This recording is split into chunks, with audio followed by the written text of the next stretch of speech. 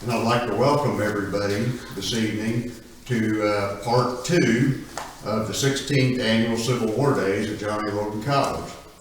I say part 2 because I would like to just briefly recap part 1 today.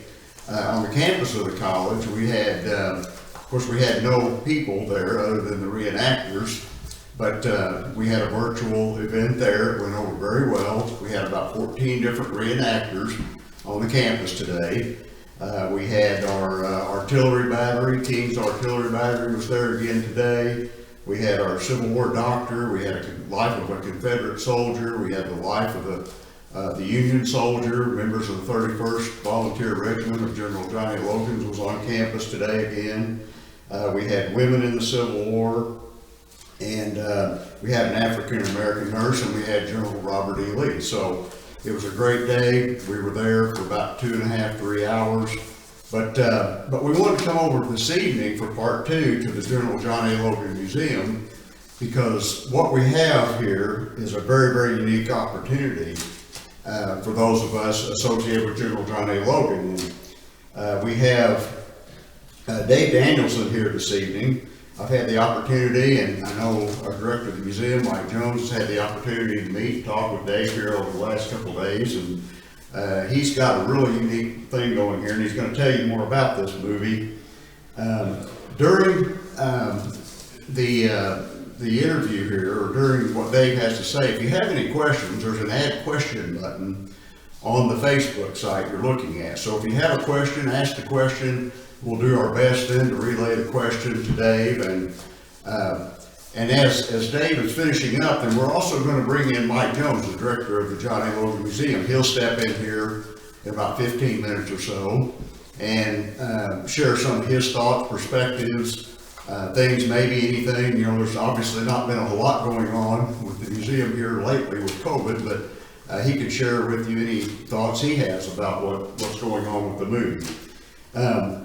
But Dave Danielson, Mr. Danielson is going to be talking about the Memorial Day movie he's creating and the reason why people he talks with who have never heard about John A. Logan before are so excited to see this film.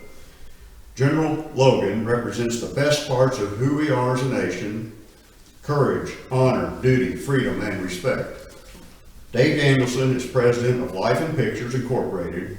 He's also the writer and producer of Memorial Day, the movie, a full-length dramatic feature film based on the true story of John A. Logan.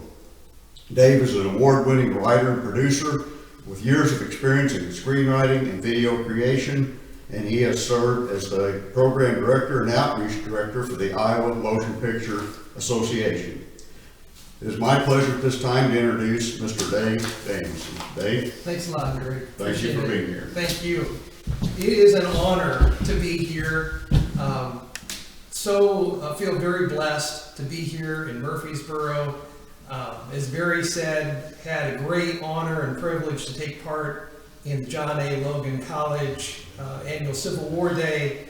That was an amazing experience. So many great reenactors, resources, people who are so knowledgeable about this period in our nation's history.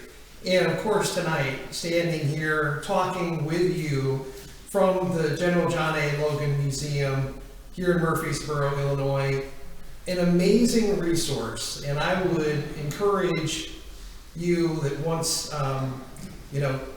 please take advantage of this resource online, the General John A. Logan Museum. Huge thanks to Michael Jones. Mike is somebody who I've gotten to know over the last several years, and just been a great pleasure working with John, or with Mike, on the story about John Logan.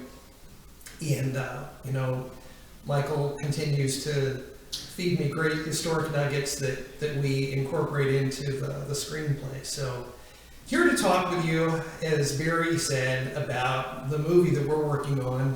The movie is called Memorial Day, and it's a story about John A. Logan. But really, I think in a broader sense, it's a story about an amazingly pivotal, tragic, challenging, pivotal point in our nation's history. You can use a lot of different adjectives that come into play there, and they're all accurate. with the movie, I think I'll start, give you a little bit of background about kind of my background, how I got involved in coming up with, trying to get on the road to do this project. So, my background real quick, communications, marketing, been in writing my whole career. Years ago, took my love of movies and naturally thought, okay, I love movies, I love writing, so I want to create some screenplays. And one of the first ideas that I had was the story about John A. Logan. So my mom was a Logan. Our ancestors are from this area, and there's some level of relation to the general. So that's how I first, growing up, heard about General John A. Logan from my mom and my grandfather. And so as I got older and I got into my career, and fast forward to that point where I thought, I want to write some screenplays, that was top of mind. That was the first idea that I thought, I really want to pursue this, really want to dive into John's story. And so that's what I did. And in the late 90s, I made my first trip to Southern Illinois and did some research. I wanted to see some of the places that I had heard about, that I had read about in General John A. Logan's path. And from that very first trip here, there was something about this region of Southern Illinois that just felt really familiar. I feel really at home whenever I come here. The people are amazing. It is a beautiful part of the country. There's so much history here. And, this is one of the highlights for me. Whenever I come here, to be surrounded by the amazing work that's been done here at the General John A. Logan Museum. Again, I would really encourage you, check it out online. So, through the course of research, I kept discovering new amazing facts about John A. Logan. Anytime that you create a story, especially a film, there can be this kind of unknown. You don't know how much you're going to find. You don't know how much you're going to need to dramatize to kind of connect the dots. And one of the most amazing things that I saw was the more research I did, the more I uncovered. And if you have followed General John A. Logan, you know that his life was massive. So many places, people, historic events that he was part of. The list goes on. And it's not just the war years. It's the years leading up to the war. Those years where he served as an attorney, where he served as a member of the state legislature, and then was elected to the House of Representatives to represent the state of Illinois. And then those days leading up to the Civil War, he resigned his seat in Congress, came back to Illinois, and raised a Union regiment. So anyway, in that process of writing the story, I kept finding more and more and talking with Mike and uncovering other things that we thought, there's so much here, probably not going to have to dramatize hardly anything. So that's one of the things that we are very proud of with our team at Life in Pictures, that this is, I think, going to be a very historically accurate film. That's something we take a lot of pride in. And the reason why we take pride in that is because it reflects on John A. Logan. There's no need to dramatize or to stretch things at all. He had an amazing story in and of itself. It's the old saying that sometimes truth is more amazing than anything that someone could come up with. For example, one of the elements, or one of the chapters in John Logan's life that I am the most proud of for him was toward the end of the Civil War. The Union Army was in camp just outside of Raleigh, North Carolina. It was April 1865, and word came through the camp that President Lincoln had been assassinated. Now, as you might imagine, you've got a camp full of men who have lived side by side, who have endured disease, hardship, seeing their friends killed. By the way, this happened on both sides, obviously, the Confederate side and the Union side. But as word went through the camp that night, there were significant numbers of men who, in that moment, in that reflex of sadness, picked up weapons.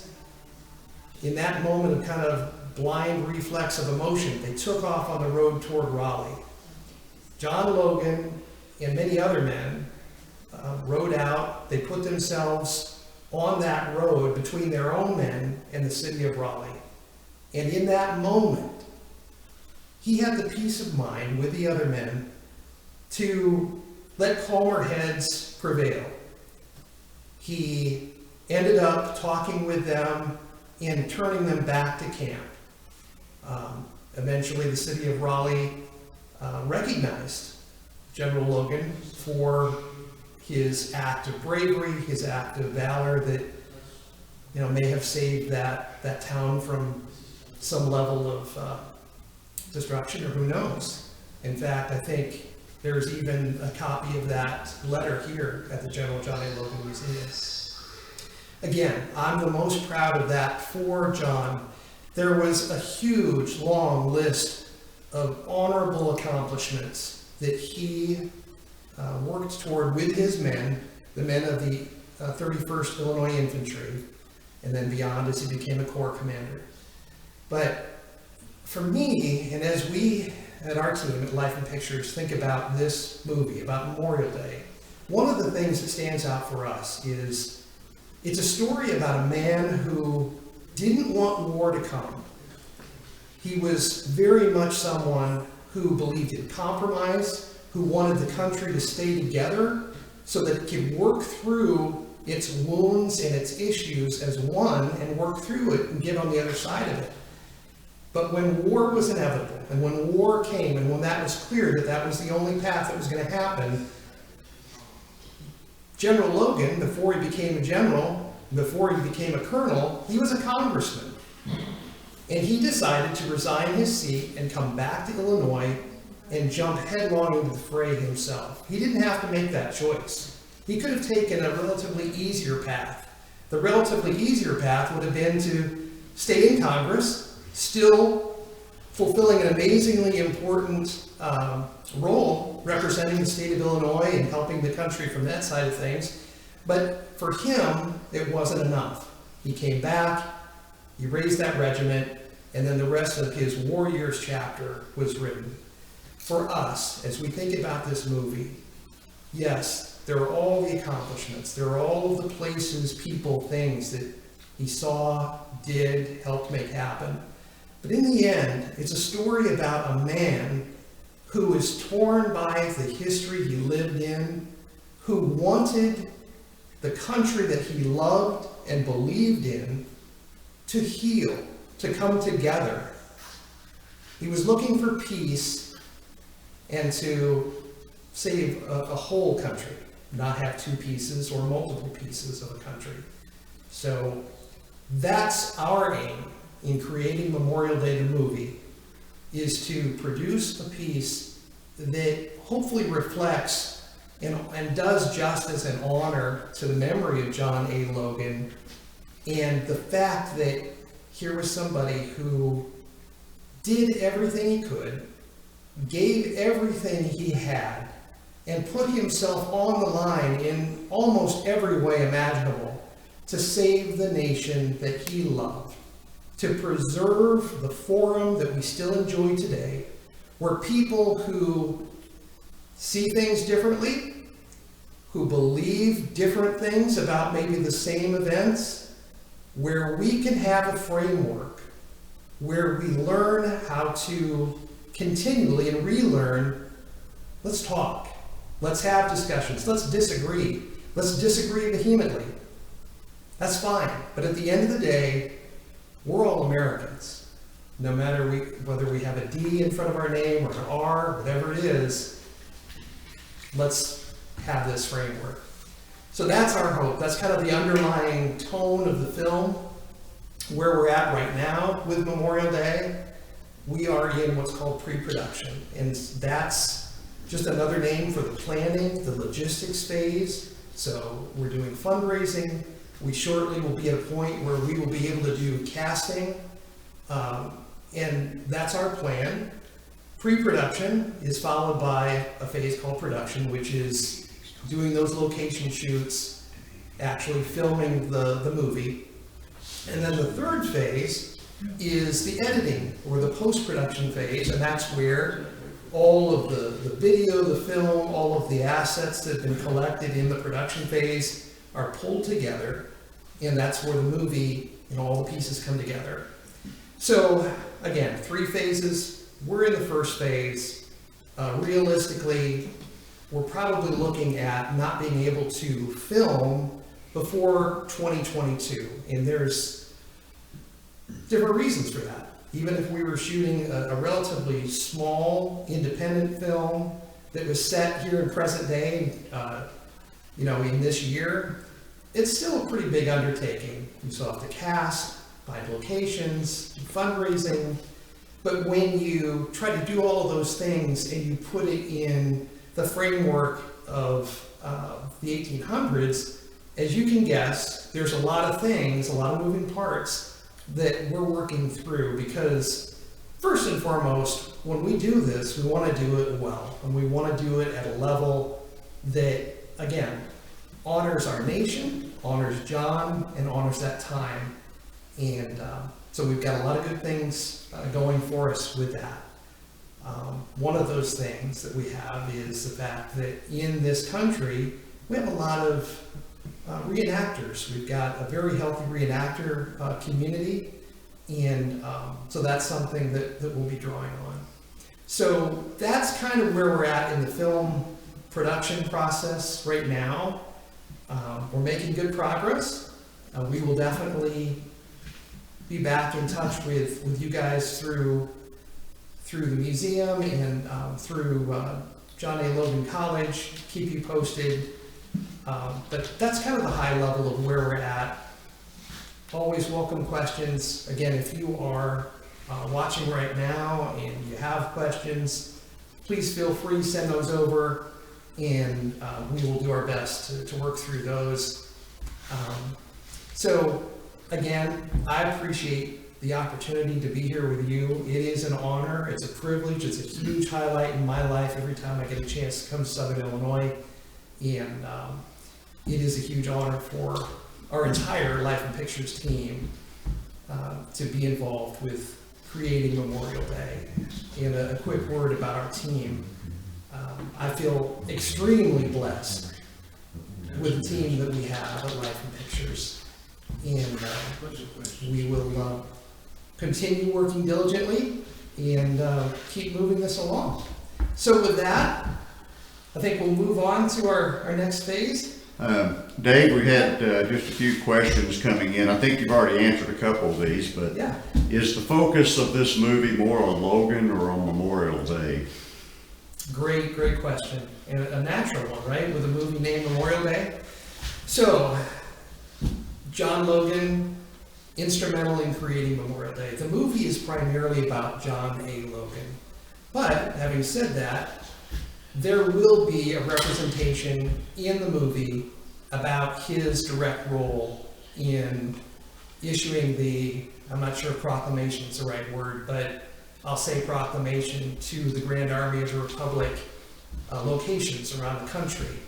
And that was a proclamation, and I'm not doing his proclamation justice, but loosely paraphrasing, where he instructed the GAR offices to, use their most fragrant, beautiful flowers, honor the graves of our fallen heroes on the last Monday of May. Again, I'm not doing his proclamation justice, but in the following years after he did that, that set the groundwork for what became Decoration Day and then ultimately Memorial Day. So to answer your question, primarily a movie about John A. Logan, but we do include the tie, so because we want this also to be somewhat instructional about his role in Memorial Day. Dave, another question. I think you touched on this just a minute ago, but when do you anticipate the movie coming out? I believe you mentioned That's a great, 2021, 2022. yeah, it's a great question. You know, there's so many elements that we're pulling together right now. Again, first and foremost, quality is at the top of our list, obviously. If we're gonna do this, we're gonna do it well. And with the idea that realistically, we're probably not going to be able to shoot the scenes, start filming until 2022. At that point, let's say that we are able to film through 2022 and then start the editing process maybe as soon as late 2022. That takes a period of time. So I think it would be realistic to say by 2023, it's possible that it could be released, we hope, into theaters by that time. Hopefully theaters are back in full force by then. Okay, another question. Dave, have you read the accounts of GAR members when during one of their encampments, former General Sherman passed by and a few murmured niceties were uttered, but then when Logan passed by, the GAR members broke out in great cheers and celebration. Are you aware of anything of that nature? I have heard that, and I know I could go down a rabbit hole on this one really quick, but I know that there was kind of a divide that formed between General Sherman and General Logan. During the course of events of the battles during the Civil War, one of General Logan's closest, dearest friends, General James McPherson, was killed near the Battle of Atlanta, during the Battle of Atlanta. After General McPherson died, General Logan should have ascended, and did, I believe, for a very short time, to command the Army of the Tennessee. There were some political things that came into the equation there.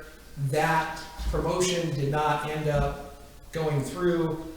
Long story short, and Mike can give us much better information or can say it much better than I am, there was a divide between General Sherman and General Logan that I think extended beyond the war for a number of years. And I think that the men who reported to General Logan, who they lovingly referred to as Blackjack, they felt that. They believed in General Logan. They wanted him to be rewarded the way he should be for his valor, his honor, and for the for all the great things that he did. So yes, I did hear that, yeah. Dave, another question came in. Are there any other movies of this nature which have been successful movies you could maybe compare to what you're thinking about? Been successful?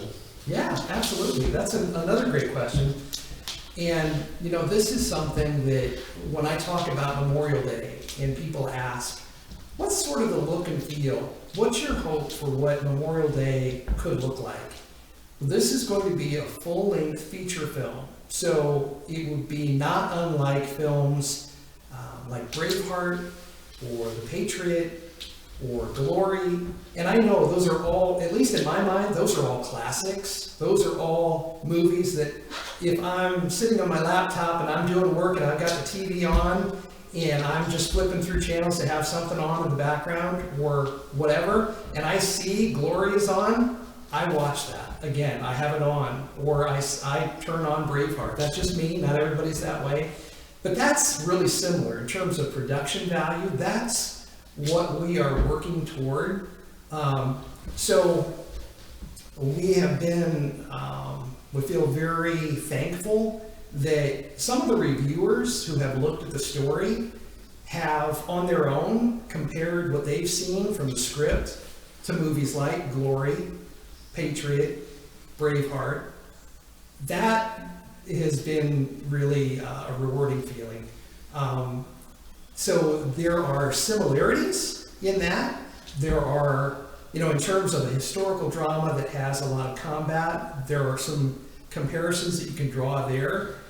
At the same time, some of the comments that we've received from reviewers have been, this is a new take on the Civil War genre, because not many people nationwide know that much about General John A. Logan.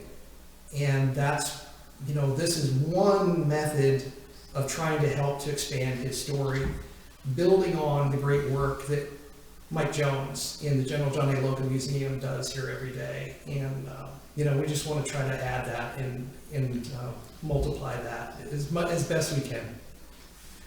Dave, another question. Have you thought about specific types of actors that you would like to ask to be in the movie Memorial Day? Yes, we really have. I can't mention specific names right now, but I can kind of give you a flavor for that. So if you think about movies like Glory or Braveheart or Patriot, and I know I keep using those same ones, we could even use more current examples like Midway or 1917. Our plan is we definitely can see casting someone who is recognizable in the role of General Logan. The same, I think, goes for Mary Logan. And we will also have characters for President Lincoln, General Sherman, General Grant, General George Thomas, General James McPherson, and a lot of other people who were integral to the story with the 31st Illinois Infantry. So I know I'm kind of being vague about that, but that is our hope, to cast people who are recognizable. Having said that, we're not closing ourselves off from any possibilities. There are a lot of talented people, and who knows? I mean, it may be that when we cast the role of General John A. Logan, maybe we come across someone who maybe not many of us have heard of before, or maybe it's somebody that you've heard his name a lot. So that's kind of, I know I'm being a little vague. Somebody just texted in a suggestion, Tom Hanks as John A. Logan, or Bob Patron would be a great John A. Logan. Do you know any of those names? Of course, Tom Hanks, I guess. Yes, oh, absolutely. Okay. Another question, I think you touched on this. Logan was popular certainly amongst the GAR, but Mary was in her own right a veritable rock star to the Women's Relief Corps. Yeah. Will you touch on Mary in this film? I think you kind of mentioned that, but any other thoughts? Absolutely, and I can tell you that I believe that without Mary Logan, John A. Logan's story would not be as rich. I know just from my conversations with Mike and the research that I've seen, the things that I've read, she was massively involved in his life and in helping to shape his views and being a sounding board and a partner in all aspects of life. And in the film, she will definitely be right there. She will be a central character. In fact, I was just looking the other day at the script, and there's a thing that you can do where you do kind of a breakout and you look at the number of scenes that the different characters are in. And as you might expect, it's John Logan and Mary Logan. They're head and shoulders above everybody else in the cast. They're, first and foremost. So she will definitely be well represented throughout the film. Dave, just a couple of other comments. A comment here, people remember what they see in movies. I think this will be a great exposure for this part of history, especially someone local to you and your community. So some nice comments here. Yeah.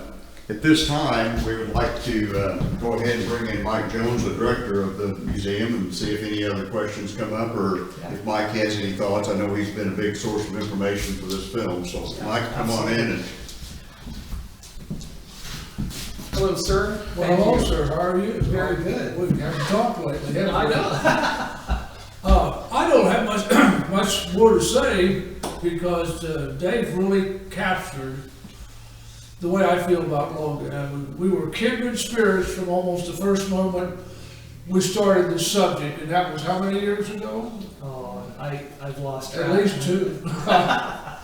But I've talked this with Dave a long time. It's a wonderful idea. Logan, to me, I will admit I'm biased, and not say that Logan was human. There are things Logan did that were inappropriate. I mean, that's part of being human. But the things that he did and the steps that he took, and Dave mentioned it earlier, he chose country over party. And that was very hard for him because it turned his family against him and it turned his friends against him. He was shut off from his mother, his brothers, his home, law partner, for making that choice. And another thing that doesn't get mentioned because this is an after the war thing, Logan evolved with his attitudes toward African Americans throughout the war. I mean, he went from basically a Southern Illinois devout racist, because racism was common in the entire United States at that time. And Logan was raised by people who felt a certain way. And he challenged those beliefs that he had learned all of his life, and spent the last section of his life after the war, the post-war years, trying to work to secure equality for African Americans. And to the point that he was Frederick Douglass's choice for president in 1884. He was the one, he wanted him to get the Republican nomination.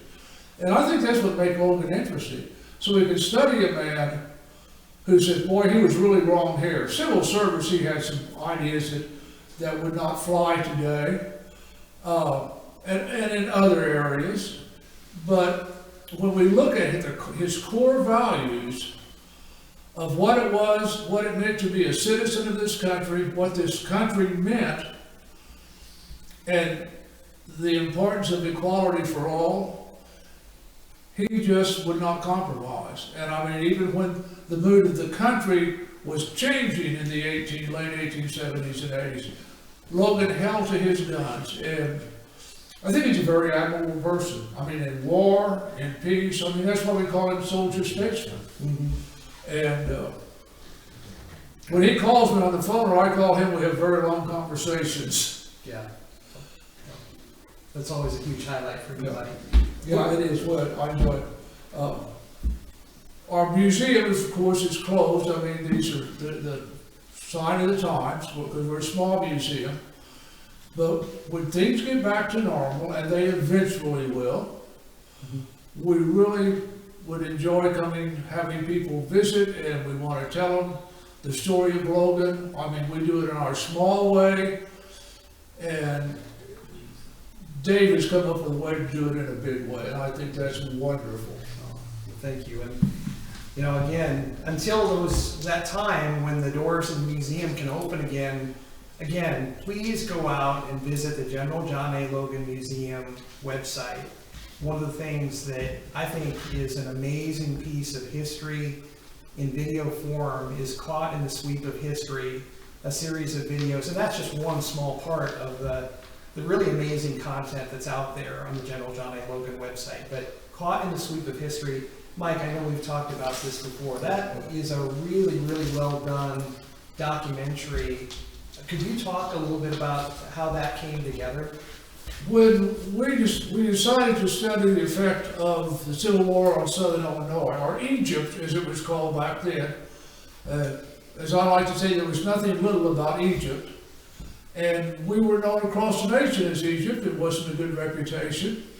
But in the end, Grant complimented Egypt, Southern Illinois, and Logan in his memoirs for their support of the Union during that period of time. So that if you look at per capita involvement in the Union Army or enlistment in the Union Army, for Illinois, it was 29%. If you look at Logan's congressional district, which was 18 counties, that participation was 42%. And so we thought we need to tell this story, and that's what we worked on. So we had a series of 4 exhibits about Egypt in the Civil War, very cleverly named the first year, the second year, the third year, the final year. And as we were taking it down, we decided we hated to see all the information go away. We turned it into 3 half-hour documentaries and one 45-minute documentary that you can find on our website. And we were all very pleased with it. You have to understand we're pretty biased. We put it together with a wonderful, what did Rich Kinnicky do? I mean, he filmed it, he produced it, he edited it, had a fairly decent script writer, and I think they're very good. And again, when somebody comes along like Dave and tells you that they're good, it makes you feel good, that was a real boost for me. Very proud of those videos. We were before, now we're even more so. Don't take a lot of time to watch, but it really gives you a picture of the southernmost part of Illinois during the Civil War. Yeah. You know, one of the things I wanted to ask you about, Mike, you know, in the process of learning more about General John A. Logan and talking with you and research and writing the story, one of the things that I keep coming back to is the fact that General John A. Logan, before he was a general, before he was a colonel, he had a lot of choices in life. He didn't have to resign from Congress and put himself in harm's way and in turn alienate, you know, come up with a decision that no matter which way he would have gone, he would have alienated people. What does that say for you, you know, all the time that you spent learning about General Logan? What's his character like for you when you think about To me, he's a person who's very black and white. I mean, when he gets an idea, that's it. Now, if it's a wrong idea, you know, he still holds on to it, but his ability to change, and I think his love of the country, because he was so involved in the Democratic Party and in states' rights, and felt that slavery was not a problem, it was legal. The Constitution allowed slavery. And he looked at slavery as a legal issue, a states' right issue, and yet, if saving slavery meant destroying the Union, slavery had to go, because the Union was the most important kind of experiment in the world. I mean, he saw the United States as that city on a hill, and we were there as an example for the rest of the world. And democracy, he was taught by his dad how important democracy was. And I think that decision, you know, once he broke that down and considered that, you know, I can do this or that, and to make a decision and to have your mother say, I don't want to ever see your face in my home again,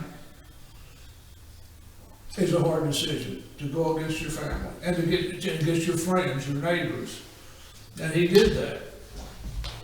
So that's a strong, and once he makes it, Logan, once he made that decision, but he continued to evolve. Yeah. You know, he continued to question not the legal question of slavery, but the moral question of slavery.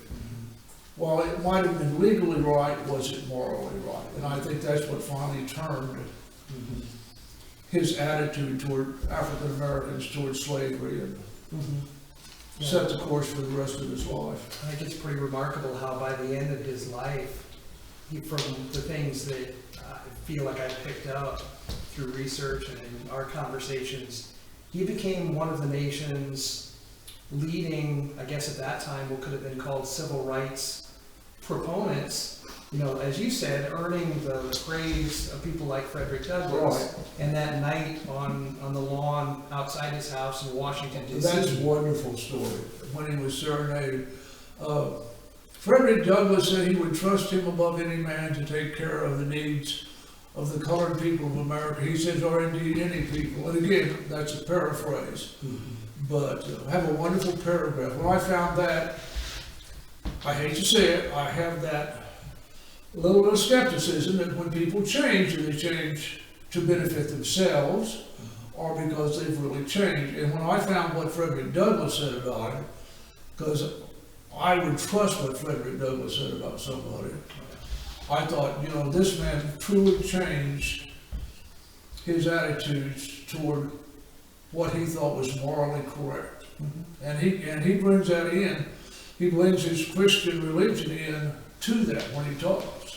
He says any Christian who does not see this is not working in the right direction. I think he was, I keep coming back to one element of his character, which is putting himself on the line to not always do what was convenient.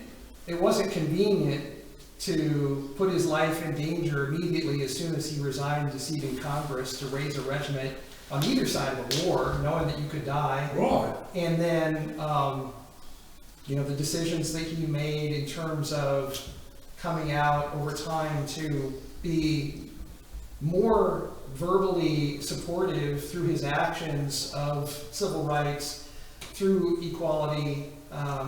That was not a convenient thing. It was not convenient at the start of the war when he knew that that decision to raise a Union regiment would probably not be favorable for his own family at home. It would, yeah, that's true. So You can't, I don't, it's hard to judge a person's intent, but his intent seems, I can't think of another word, but we'll say noble, yeah, but, or just, or considered to do this for a better reason.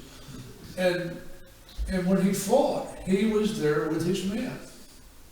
And I think that's why they loved him. They say that he would put his tent, he would set his headquarters up just shy of the artillery range of the enemy.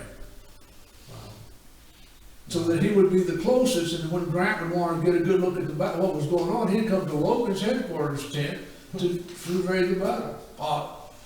You can see I'm a biased person, but I think the story's there, and I think the man is there. And I think his life was an adventure. absolutely. And I know one of the questions that we had earlier was about Mary Logan and the role that she played in his life. Could you talk a little bit about that? I know no one has probably done as much research. What do you think? What Mary Logan was, you know what I say, I would agree with you. Without Mary, Logan would not have achieved as much, I don't believe. She was intelligent, she was ambitious, she knew how to, when they got into politics, to work within those limits that were allowed to her, and she would work to the very edge of them. She loved him. She was 37 years a widow, and they were partners. I mean, they were truly partners. She had the education to help him as an attorney. She had the education to help him in the House of Representatives. He listened to her ideas, and we have memorial day to prove that. And I think that those ideas included all the other things that he evolved with. So I think she was very important in his life. He loved her, and there's a letter he wrote before he went to Danielson, and he talks about, if I don't come back, it's one of those letters, and he says the tears are staining this letter. And some of the letters that are in Library of Congress are wonderful. And you can see that love between them and that connection between them. I think one of the things that I come back to that's very poignant in their relationship was when she, after the Battle of Fort Donelson, she had seen his name tacked up in the, in town, how they used to, the newspaper accounts, or they had the list of the killed and wounded, and he was listed as being killed, right? Right, he was listed as killed. And she was, 24 years, she was 23 years old, a widow already, with a child. And the story of how she gets down to find out that he's still alive is good, because, she would run into a problem and she'd just circle around it and keep heading down. But if you can imagine opening a newspaper and reading that your husband was dead. And I mean, that was the only way they knew about it. Then Civil War took a terrible toll on people's lives, and there was just a tremendous amount of people killed. Logan's 18 counties in his congressional district lost about 4,000 men in 4 years. Wow. And after that, so after Donelson, she thought that he had died. She went to the front to retrieve him and bring him home, right? Bring his body home to bury him. Right. And then on the way, she discovered or Found out he was alive. Nursed him a little bit down in Danielson, and then brought him home to Murfreesboro. And he missed Shiloh because of that, so he was not at the Battle of Shiloh. But and after Donelson, that's when he got his first star. Grant recommended his promotion. And he headed down while he still had trouble putting his arm in his coat. He was ready to be back with his men. And he stayed with his men throughout the war. one of the things that also comes back to me is when he was back and after the Emancipation Proclamation was issued, and there were again murmurs in the ranks in the Union Army of people saying, some people saying, I didn't sign up for this. And he, again, didn't do what was convenient, but he did what he felt was right and actively spoke out in favor of trying to moving forward. Yeah, and the use of black troops. Yeah. And there's a wonderful quote that comes from a letter that there were, and they talk about there was turmoil about using black troops, and then Logan gave something like a right good speech, and he says, and then no more was said about it. And I thought, that talks about empire, you know. Yeah. Because just to say that, you know, the regiment was unhappy, Logan says it's okay, so it's okay. Mm-hmm. What would you say about his power of oratory? I mean, it had to be pretty, as you're just saying, very impactful. What kind of a guy was he? He must have had tremendous charisma. He must have had. I mean, today, if I had to go out and listen to a speech that was 2 hours long and stand through the whole thing, but that's what those people did back then. And he was able to catch their souls in his speaking. I mean, he brought people to the Union Army. He brought people to accept emancipation. He brought people to accept black troops who were not predisposed to accept him. If you lived in Southern Illinois, if you lived in Egypt, you were not predisposed to accept any of those things. Southern Illinois wanted to secede and form a state called Egypt, and then join the Confederacy. So I mean, that was the starting point. And they ended up putting 42% of their eligible men in the Union Army. Wow, 42%. That was phenomenal. Yeah, well, Grant thought it was. Yeah. And who can question U.S. Grant? Yeah. Which, by the way, they became lifelong friends. Grant. Yes, they became lifelong friends. Wow. This is great. Logan nominated Grant for president in 1868. He gave a speech and nominated him. Wow. Any other thoughts? No other real questions coming in. So I'd just like to thank both of you once again for this evening, for Dave for coming down and sharing your thoughts about the movie Memorial Day, and Mike, we talk a lot, and for allowing us in this evening and for helping support Civil War Day. Obviously, without you, we never got this kicked off 16 years ago. So. No, it hadn't been that long. Oh, it's been 16 years, yes. So we started this. It just seemed like yesterday. I was a young man. Well, yes, I was thinking that just now. So. But thank you both once again, and thank you all of you for attending. We've had some good questions, some good thoughts. You know, we appreciate the support for Civil War Day at the college. I do encourage you, if you missed, I know some of you came in late, this is going to be on Facebook, on the college website where you're at right now. You can rewatch it if you'd like, or it will be on YouTube probably tomorrow. We'll share those links on the college Facebook page. And once again, I'd like to thank John Levon with the college. He's been helping and has made this all possible. Trust me, I'm not sure there's enough expertise in technology knowledge here among us, but maybe with Dave, but we do appreciate him for helping and making this possible. So Thank you, everyone. That Thank you. concludes this evening's service. Thank you.